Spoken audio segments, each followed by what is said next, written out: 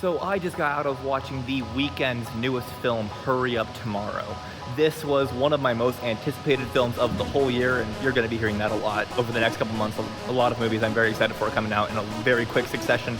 But anyways, this was my third most anticipated film of the whole year, and I only say that because the album Hurry Up Tomorrow is my absolute favorite album of the year.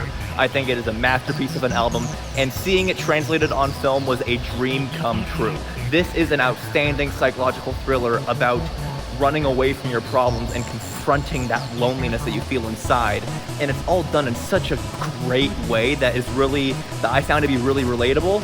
And really I loved watching the movie. Now, the film is directed by Trey Edward Schultz. He directed It Comes at Night from a few years back.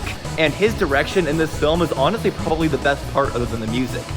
The camera work in the movie is extremely good. He does play around with the aspect ratios a few times, and it can be a little bit distracting, but it really feels like each aspect ratio for each scene feels necessary to the tone of the scene. Another thing that I really loved about the film was it really feels like every single song that was in the movie from the album felt tailor-made for the scene that it's in. So it really makes sense that why The Weeknd said that the album Hurry Up Tomorrow didn't exist before the movie did.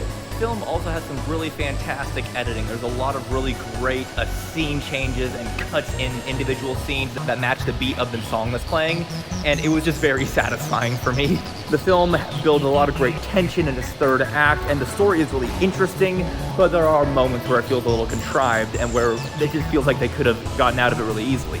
But that didn't really affect my enjoyment of the film at all, because what I was really focusing on was the story and the themes of depression and loneliness and anxiety.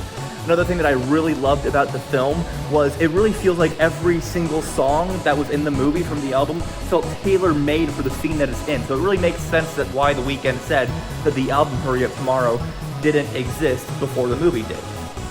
Now, like I said, this is just a very, very good thriller. A couple of plot contrivances here and there, but I can't recommend them enough. I'm feeling a pretty decent to strong 4.5 out of 5. If you're a fan of The Weeknd, if you're a fan of psychological thrillers, you're gonna have a great time. I know I did.